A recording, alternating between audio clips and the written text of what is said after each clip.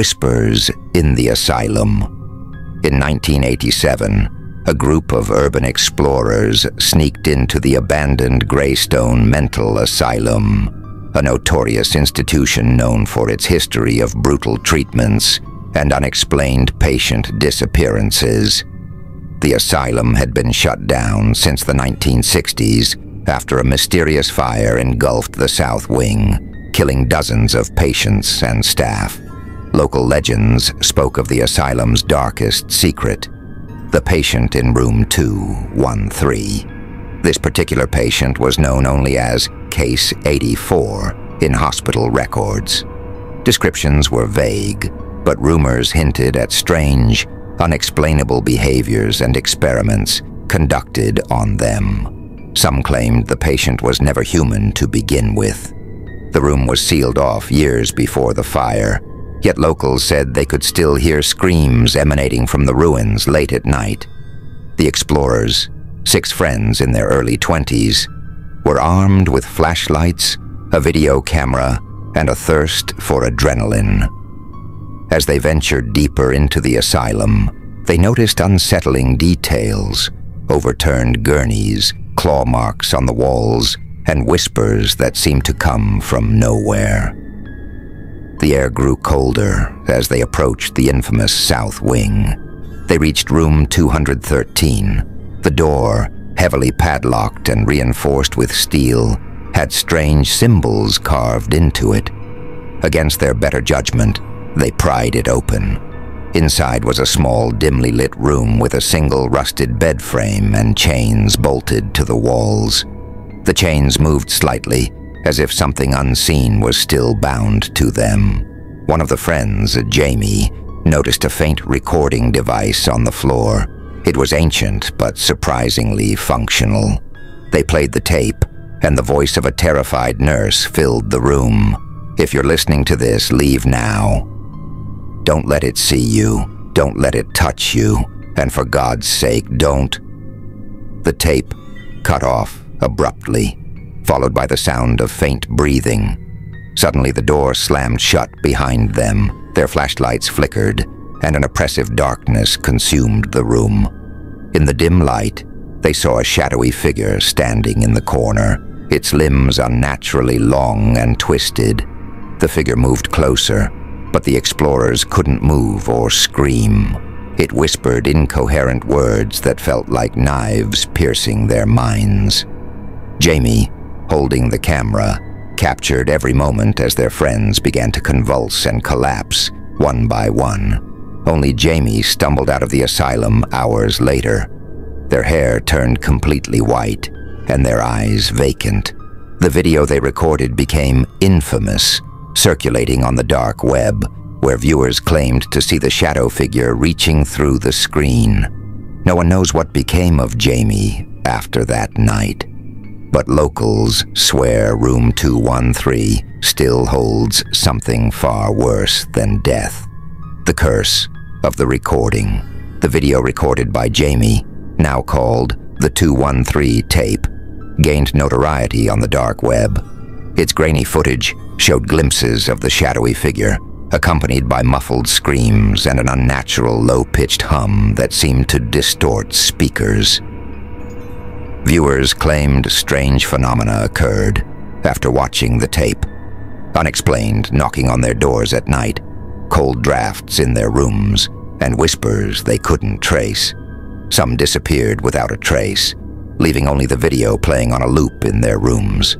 Investigators tried to locate Jamie to question them about the asylum, but they had vanished. Reports surfaced of a pale figure roaming the woods near Greystone, muttering incoherent words. Some said it was Jamie, others believed it was something far worse. One investigator, Detective Laura Hayes, became obsessed with the case. She was a seasoned officer who had solved several missing persons cases, but the 213 tape haunted her. Against warnings, she watched it repeatedly, scrutinizing every frame. Her team began to notice changes in her: dark circles under her eyes, erratic behavior, and murmuring to herself. She claimed to hear a voice calling her name, in the dead of night.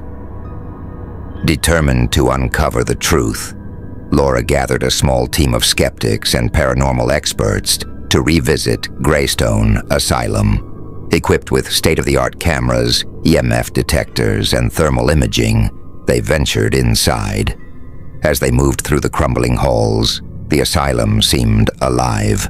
The sound of distant footsteps echoed, and shadows darted just out of sight. The team reached room 213, now covered in bizarre symbols etched into the walls, glowing faintly in the dark. Laura set up her equipment, determined to capture concrete evidence. The room felt suffocating, the air thick with an oppressive presence. Suddenly, the EMF detectors spiked, and their cameras malfunctioned. A deep, guttural laugh resonated through the room, freezing everyone in place. The team turned to see the shadowy figure from the video materialize before them. Its eyes were empty voids, pulling them into a trance. It whispered incoherent phrases, yet each person felt as though it was speaking directly to their deepest fears. One by one, they succumbed to madness. Laura, clutching a crucifix, tried to confront the entity. She demanded to know what it wanted. It didn't respond with words, but instead pointed at the camera she had set up. Through the viewfinder, she saw a horrifying truth. Her own face, distorted and twisted, screaming silently in agony. Before she could react, the entity lunged at her. The footage from her camera later revealed only static, followed by a single frame of her standing, motionless in room 213, her eyes blank and her face frozen in terror. The asylum was later sealed off entirely after Laura's team failed to return. Authorities claimed the structure was unsafe, but whispers among the locals suggested otherwise. Room 213 was cursed, they said, and anyone who entered was doomed to join the shadows. The legend of the 213 tape lives on, a chilling reminder that some secrets are better left buried. The final visitor. Months after Detective Laura Hayes and her team vanished, a private investigator named Ryan Cole became the latest to delve into the mystery of Greystone Asylum. Unlike the others, Ryan was no thrill seeker or paranormal enthusiast. He was hired by Laura's estranged sister, Emily, desperate to find closure. Emily revealed that she had started receiving disturbing phone calls at odd hours, static-filled, with faint whispers of Laura's voice pleading, "Don't let it take you. Burn the tape." Ryan's investigation began cautiously. He pored over historical records, local legends, and even the chilling footage of the 213 tape. What stood out to him was a recurring pattern. Every person connected to the tape, or room 213, either disappeared or met a gruesome end. He also discovered something overlooked. Greystone had a second basement, one never mentioned in public records, rumored to be a site for illegal experiments. Armed with this new lead, Ryan decided to infiltrate the asylum alone. He carried a body camera, a flashlight, and an old priest's journal he'd found during his research. The journal detailed a failed exorcism performed on Case 84, describing the entity as something ancient and unnameable. The final entry read, "The vessel cannot be saved. Seal it and pray it never wakes." Ryan's journey into the asylum was marked by an eerie silence, broken only by the occasional creak of the rotting structure. As he descended into the second basement, the air grew colder, and an inexplicable dread washed over him. The entrance to the hidden basement was concealed behind a rusted metal door, marked with symbols similar to those in room 213. Inside, Ryan discovered a series of small cells, each containing rusted medical equipment and faded patient records. In the last cell, he found the heart of the asylum's secret, a massive iron container chained to the walls. The container vibrated faintly, and a low hum filled the air. The symbols carved into the chains glowed faintly, and Ryan could swear he heard breathing from within. Suddenly, his body camera flickered, and his flashlight dimmed. A voice echoed through the basement, a guttural, otherworldly sound that seemed to emanate from everywhere at once. "Why have you come?" Ryan froze, his mind racing. The voice grew louder, shifting into Laura's tone, then Emily's, then his own, mocking and accusing him. As the container began to tremble violently, the chains started snapping one by one. Ryan realized, too late, that his presence had awakened whatever was inside. He turned to flee, but the shadows coalesced into a form blocking his path. The same figure seen in the 213 tape. It reached for him, its touch cold and agonizing as flashes of horrific images flooded his mind. Tortured patients, dark rituals, and the entity's awakening. Desperate, Ryan hurled the journal at the figure, and for a brief moment, the symbols on the container flared, forcing the shadow back. Using this opportunity, he stumbled out of the basement, the entity's guttural laughter echoing behind him. Ryan emerged from the asylum just before dawn, battered but alive. He immediately contacted Emily and warned her to destroy the 213 tape. However, she confessed that it was too late. She had already watched it. Days later, Ryan was found dead in his apartment, his body twisted unnaturally, with symbols carved into his skin. Emily disappeared shortly afterward, her phone discovered in her empty house, still playing the static-filled recording of Laura's voice. The asylum remains sealed, but those who dare to get too close at night claim they can hear faint screams and see flickering lights in the windows. Some say the entity is no longer bound and are searching for a new vessel.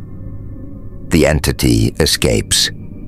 Ryan's mysterious death sent shockwaves through the investigative community.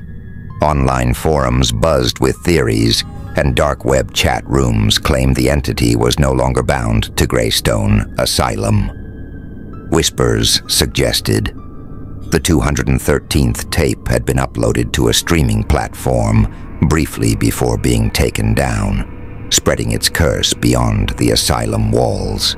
One of the viewers was Jake, a tech-savvy college student fascinated by urban legends. He stumbled upon the footage in an obscure corner of the internet. Convinced it was a hoax, Jake invited his friends over for a late-night watch party. They sat in the dim glow of his living room, laughing nervously as the grainy video played. At first, the tape seemed like typical found footage, shaky camera angles, muffled screams, and distorted audio.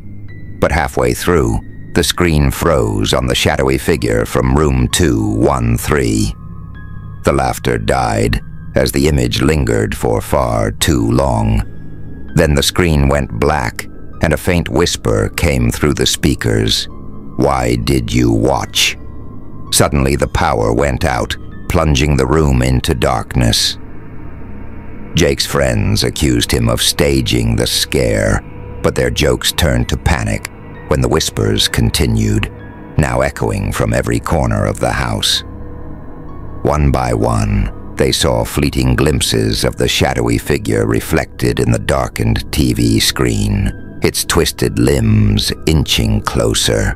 In the chaos, Jake grabbed his laptop and ran to his bedroom, frantically trying to delete the file.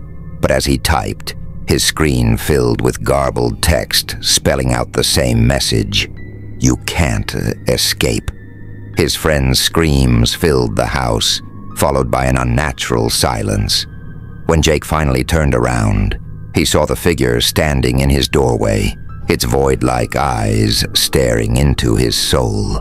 It whispered his name, and everything went black. The next morning, authorities found Jake's house eerily quiet. Inside, the walls were covered in the same glowing symbols from room 213. Jake and his friends were gone, but his laptop remained open, the screen displaying a single frame of the 213 tape, the shadowy figure smiling. The curse spreads. The police dismissed the case as a prank gone wrong, but soon, similar incidents began to surface worldwide. Reports of people disappearing after watching a mysterious video became disturbingly frequent. Survivors described the same events: whispers, shadows, and a growing sense of dread until the figure appeared. A new legend took hold: the curse of the 213 tape. People speculated the entity had escaped its prison in the asylum and now traveled through digital mediums seeking new victims. Despite warnings, the cursed footage became a morbid fascination, downloaded and shared by those who thought they could outsmart the curse. One such person was Dr. Evelyn Carter, a renowned psychologist studying mass hysteria. She believed the tape's effects were psychological and set out to debunk the legend. Evelyn assembled a team of experts to study the phenomenon, analyzing every frame of the video in a secure lab. As they conducted experiments, the team noticed strange occurrences: computers crashing, lights flickering, and eerie static-filled voices recorded on their equipment. Evelyn dismissed these as coincidences until one of her colleagues went missing during the study. Security footage showed the colleague staring at a blank screen, mumbling incoherently, before vanishing into thin air. Determined to stop the curse, Evelyn decided to return to where it all began: Greystone Asylum. She believed the key to defeating the entity lay in its origin. Armed with the priest's journal and advanced equipment, she prepared for the ultimate confrontation: the return to Greystone Drive. Evelyn Carter arrived at Greystone Asylum on a moonless night, the air heavy with foreboding. She had spent weeks analyzing the priest's journal and cross-referencing historical records, piecing together the horrifying truth. The entity wasn't just a restless spirit. It was a fragment of something far older, an ancient force bound by rituals and symbols, trapped in room 213. But when Ryan's intrusion disrupted the containment, the entity began escaping through the digital echoes of the 213 tape. Evelyn was determined to seal it again. She brought a team of 4: Malik, a tech expert; Sarah, a medium; Jacob, an exorcist; and Lena, her assistant. Each carried specific tools: a holy relic, encrypted digital recorders, and electromagnetic disruptors. Evelyn's plan was simple: confront the entity, weaken its power, and rebind it using the rituals described in the journal. As they stepped inside the asylum, the group immediately felt its oppressive aura. The walls seemed to close in, and faint whispers filled the air. Malik set up his equipment, scanning for electromagnetic anomalies, while Sarah attempted to connect with the lingering energies of the place. "It's angry," Sarah whispered, her face pale. "It knows we're here." They pushed forward, their flashlights casting long, trembling shadows. When they reached room 213, the door was already ajar, swinging slightly as if inviting them inside. The symbols on the walls glowed faintly, pulsating like a heartbeat. Evelyn took the lead, stepping into the room with the journal in hand. She recited the protective incantations written in its pages, her voice steady, despite the growing chill in the air. Suddenly the door slammed shut, trapping the team inside. The shadows began to shift, coalescing into the entity's form, a towering, twisted figure with void-like eyes that seemed to pull the light from the room. Jacob raised his crucifix, reciting prayers, but the entity only laughed, its guttural voice echoing, "You think words can bind me again? The room erupted in chaos. The walls trembled, Malik's equipment sparked and failed, and Sarah collapsed, clutching her head as the entity whispered dark secrets only she could hear. Evelyn held her ground, continuing the ritual despite the oppressive weight bearing down on her. Malik managed to restart his equipment, deploying an electromagnetic disruptor. The device emitted a high-pitched hum that seemed to weaken the entity momentarily, causing its form to flicker.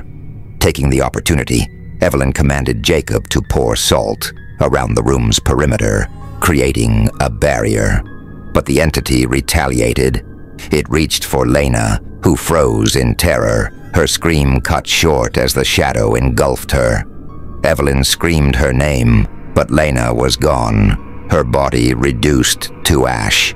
The entity loomed closer, its whispers turning into a deafening roar. "You cannot stop me. I am everywhere now."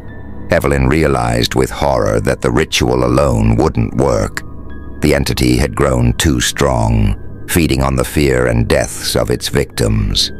She turned to Malik, shouting over the chaos, "Destroy the tape. The source is the key." Malik hesitated but nodded, frantically typing commands into his laptop. He initiated a program designed to wipe all traces of the 213 tape from every known server. As the deletion process began, the entity screamed, its form destabilizing. The sacrifice. The group's relief was short-lived. The entity, though weakened, lashed out in desperation. It enveloped Malik, pulling him into its shadow. His final words were a plea for Evelyn to finish what they started.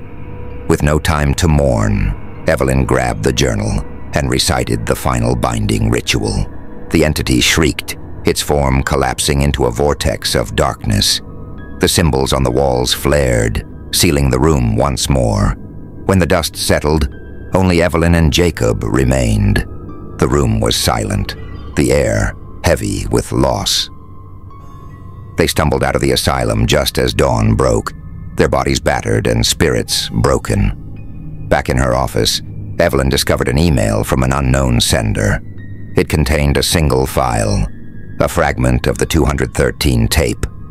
Beneath it was a chilling message. "You cannot delete me. I am eternal." The screen flickered, and Evelyn felt the oppressive chill return.